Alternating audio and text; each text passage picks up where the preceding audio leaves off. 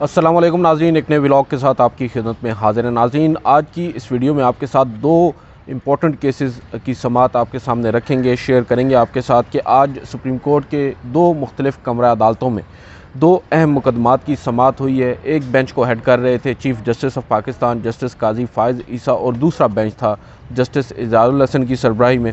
और अगर एक मुकदमा अगर हम आपको बताएं तो वो है बलूचिस्तान में जो मरदमशुमारी है उससे मुतालिक, और इसमें बड़े ही अहम इंकशाफात आज हुए हैं। और दूसरा मुकदमा है, एक बज़ाहिर तो ये सादा सा मुकदमा नज़र आता है, मुआवज़ा अदायगी का बग़ैर सड़क तामीर जो की गई है उसमें मुआवज़ा जो है वो अदा नहीं किया गया एक शहरी को, मगर इसके अंदर बड़े दिलचस्प मामलात आज हुए हैं। आपको पहले इसी मुकदमे के बारे में बता देते हैं। सुप्रीम कोर्ट में chief justice of Pakistan justice Qazi Faez Isa की सरबराही में 3 रुकनी बेंच समाअत कर रहा था। 9 मरला ज़मीन बेसिकली है जो बग़ैर मुआवज़ा अदायगी उस पर सड़क बनाई है पंजाब हुकूमत ने, और अब इस पर हुकूमत पंजाब को 10 लाख रुपए का जुर्माना किया गया है चीफ़ जस्टिस काजी फ़ाइज़ ईसा की जानिब से। और एक और हैरान कुन बात यह है कि काजी साहब ने इंसाफ करते हुए जो 10 लाख रुपए जुर्माना है उसकी रकम भी ज़मीन मालिक को ही अदा करने का हुक्म दे दिया है, हिदायत कर दी है। अदालत ने अब यह भी कहा है कि 30 दिन के अंदर ज़मीन मालिक को मौजूदा रेट के मुताबिक रकम अदा की जाए। और उसके बाद आते हैं मुद्दे पर। चीफ़ जस्टिस ऑफ पाकिस्तान ने आज इज़हार बरहमी किया है एक मरतबा फिर एडिशनल एडवोकेट जनरल पंजाब के उन पर कहा है कि फ़जूल मुकदमाबाजी करने पर जो एडिशनल अटॉर्नी जनरल साहब हैं या एडिशनल एडवोकेट जनरल साहब हैं इनको गौर करना चाहिए। सरकार ने किसी की ज़मीन पर बग़ैर इजाज़त और मुआवज़ा जो है मगर इजाज़त और मुआवज़े की अदायगी के सड़क कैसे बना दी है। दरख्वास्त गुजार ने सरकार को ज़मीन तोहफ़े में दी, ना ही सरकार ने कानून के मुताबिक ज़मीन एक्वायर की, बावजूद इसके उसको रकम अदा नहीं की गई। ऐसे फ़जूल मुकदमे की दरख्वास्त आपने सुप्रीम कोर्ट में दायर क्यों की है? अब ये चीफ़ जस्टिस ऑफ पाकिस्तान मुखातिब हैं एडिशनल एडवोकेट जनरल पंजाब से, क्योंकि जो नीचे की अदालतें हैं उसमें अगर देखा जाए ट्रायल कोर्ट और हाई कोर्ट, उन्होंने ज़मीन मालिक को हक़ जो है उसका दिया, उसको फ्राहम करने का कहा और कहा कि उसके हक़ में फ़ैसला बेसिकली सुनाया। उसके अगेंस्ट पंजाब हुकूमत सुप्रीम कोर्ट में आई और यहाँ पर अब सुप्रीम कोर्ट जो है बिलखसूस chief justice of Pakistan justice Qazi Faez Isa, उन्होंने कहा कि ऐसे फ़जूल मुकदमे की दरख्वास्त आपने सुप्रीम कोर्ट में दायर क्यों की? हमारा काम अब ये रह गया है कि हम एडिशनल एडवोकेट जनरल्स को आइन पढ़ाते रहें, क्यों ना ऐसी फ़जूल मुकदमाबाजी पर आप पर जुर्माना लगा दें। और फिर उन्होंने यहाँ पर पूछा कि एडिशनल एडवोकेट जनरल जो हैं उनकी ड्यूटी क्या है, कैसे इस तरह के फ़जूल जो मुकदमात हैं या इस तरह की फ़जूल जो दरख्वास्तें हैं वो ये सुप्रीम कोर्ट में दायर कर रहे हैं। हकीकी मुकदमात साइड लाइन करके फ़जूल और गलत किस्म के मुकदमात जो हैं वो दायर किए जाते हैं। बहरहाल अब अदालत ने उस शहरी के हक़ में फ़ैसला दिया है जो बताया जा रहा है गुजरांवाला का रिहायशी है, लियाकत अली उसका नाम है। और पंजाब हुकूमत ने बेसिकली लियाकत अली साहब की ज़मीन पर 2007 में एक सड़क बनाई और उसको मुआवज़ा अदा नहीं किया। फिर लिटिगेशन चली, 2 अदालतों ने उसके हक़ में फ़ैसला दिया, बावजूद इसके उसको रकम अदा नहीं की गई। और इवेंचुअली मामला जब सुप्रीम कोर्ट में आया है तो अब सुप्रीम कोर्ट ने कम से कम एक उसको हक़ ज़रूर दिया है कि उसको वो जो मुआवज़े की रकम है उसके साथ साथ 10 लाख रुपए जुर्माना भी हुकूमत को कहा है कि उसको अदा किया जाए। अज़ान हो रही है, एक छोटा सा वक्फ़ा करते हैं।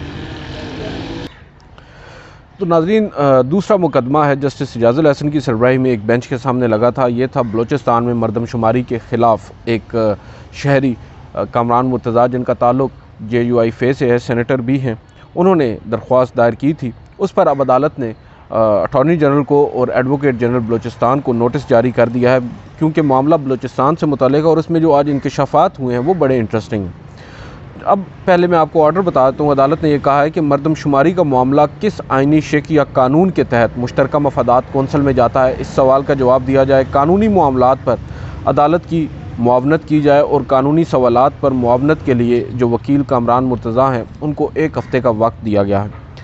जस्टिस एजाज़ुल हसन ने समाअत के आगाज़ पर यह कहा कि जो बलूचिस्तान के वज़ीर आला हैं उन्होंने मुश्तरका मफादात कौंसल में बैठ कर मरदमशुमारी की हिमायत की और इस फ़ैसले पर किसी ने एतराज़ नहीं किया।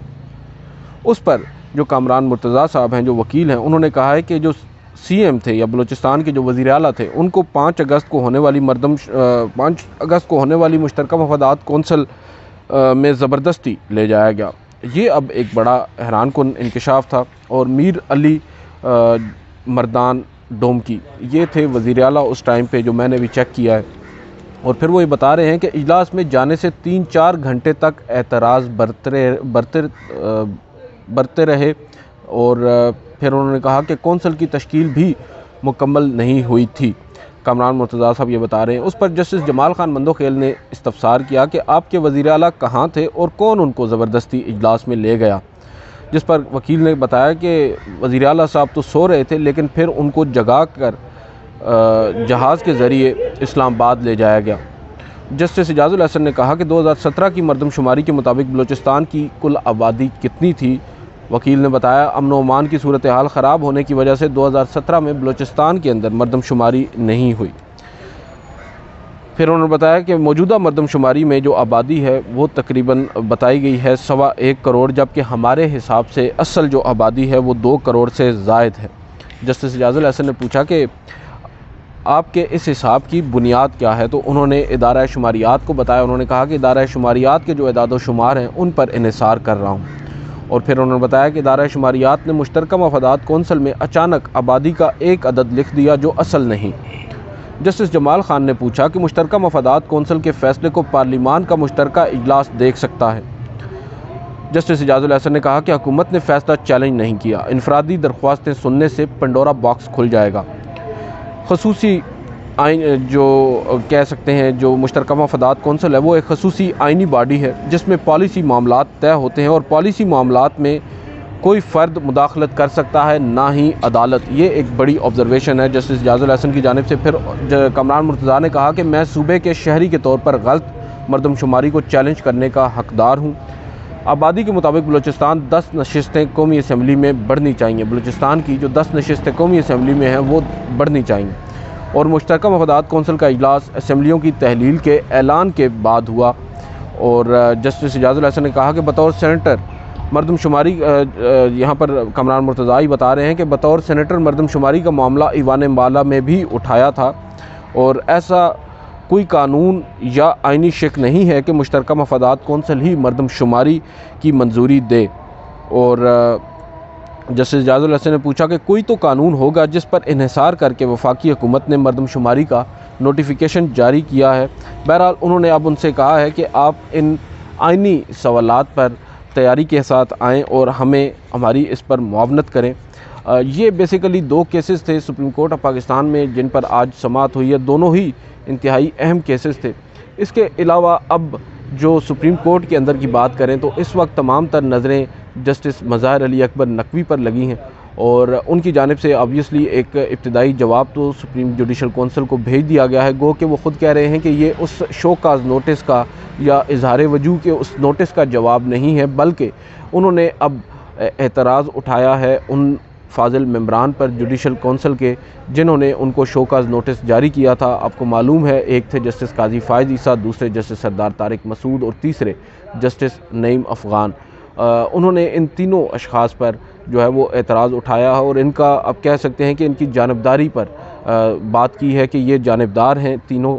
और फिर उन्होंने फ़र्दन बताया एक एक के बारे में। अब जस्टिस काजी फ़ायज़ ईसा या जस्टिस नईम अफ़गान के बारे में तो एक सादा सी बात वो लिखते हैं कि ऑडियो लीक्स का जो मामला है वो सिर्फ एक कड़ी में आपको बता रहा हूँ कि ऑडियो लीक्स केस के अंदर ऑडियो लीक्स कमीशन जो बना था उसमें ये दोनों अशख़ास शामिल थे और ये मेरे ख़िलाफ़ जो मुबैना ऑडियोज़ जो मेरे हवाले से लीक हुई उनकी तहकीकात के लिए बैठे थे।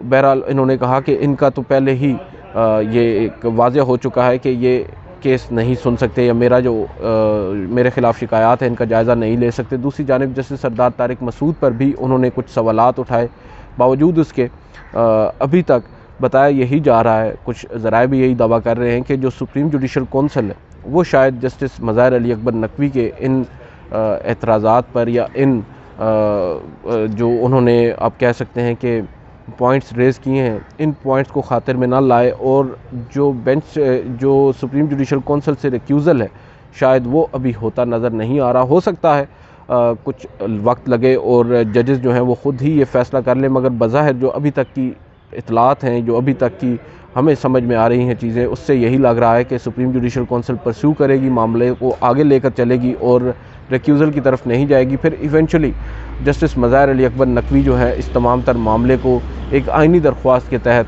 सुप्रीम कोर्ट में दायर कर सकते हैं। और अभी तक तो बज़ाहिर नज़र यही आ रहा है कि जस्टिस मज़ाहिर अली अकबर नकवी भी वही पॉलिसी अपनाए हुए हैं जो माजी में जस्टिस काजी फ़ायज़ ईसा और उससे कबल जस्टिस इफ्तिखार मोहम्मद चौधरी ने अपने ख़िलाफ़ दायर रेफरेंसेस पर अपनाई थी। मगर अब की बार एक चीज़ बड़ी हैरानकुन है, मैंने अपनी गुज़िश्ता वीडियो में भी ये बात कही कि जस्टिस मज़ाहिर अली अकबर नकवी ने जो एलिफेंट इन द रूम है उसको एड्रेस नहीं किया। उन्होंने इस्टेब्लिशमेंट का नाम तक नहीं लिया, उन्होंने हुकूमत की जानिब कोई इशारा नहीं दिया।